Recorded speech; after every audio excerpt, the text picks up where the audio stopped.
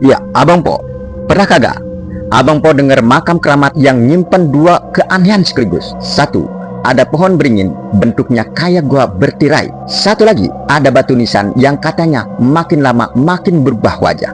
Penasaran? Yuk, Mamang ajak Abang Po nyusurin misteri makam Karomah Syekh Buntel di Pebayuran, Bekasi.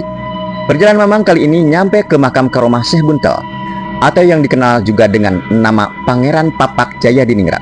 Lokasinya ada di Kampung Tangkorak Banteng, Desa Karangjaya, Kecamatan Pebayuran, Bekasi. Nah, Abang Po, pas baru sampai aja, Mamang udah langsung dibikin merinding sama keanehan yang pertama.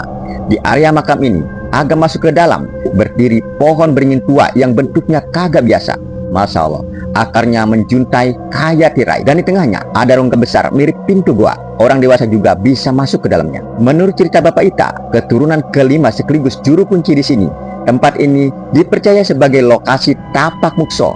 Awalnya area ini dulu tertutup tembok sampai suatu hari beliau mendapat ilham waktu di Bogor. Pas balik dan temboknya dibongkar, ternyata benar saja muncul akar beringin yang bentuknya kayak tirai alam, dan yang bikin bulu kuduk berdiri nih Abang Po. Konon katanya di dalam area situ dipercaya tersimpan pusaka-pusaka dan harta peninggalan kerajaan milik Syekh Buntel atau Pangeran Papak Jaya Diningrat. Tapi bener apa kagaknya, wallahu alam, sampai sekarang masih jadi cerita turun-temurun. Setelah puas ngeliatin pohon beringin misterius itu, Mamang lanjut menuju area makam utama. Nah, disinilah keanehan kedua bikin Mamang makin penasaran. Kata Bapak Ita, batu nisan Syekh Buntel dari waktu ke waktu mengalami perubahan.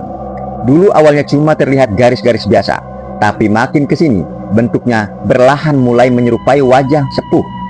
Terlihat seperti jenggot, berkumis, bahkan seperti memakai udang di kepala. Terus kenapa beliau disebut Syekh Buntel? Ternyata menurut kisah, beliau adalah seorang pengembara dari keturunan Timur Tengah yang selalu berjalan mengembara membawa buntelan di ujung tongkat kayunya. Dari kebiasaan itulah akhirnya masyarakat mengenalnya dengan nama Syekh Buntel. Dan kenapa disebut Pangeran Papak?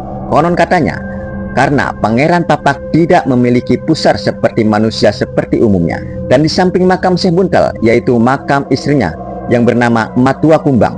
Menurut Bapak Ita, di sekitaran wilayah sini juga masih banyak keturunan Syekh Buntel yang tinggal turun-temurun, termasuk Bapak Ita sendiri yang menjadi juru kunci makam ini. Nah, itu cerita singkatnya dari Syekh Buntel. Tulis di kolom komentar ya tanggapannya.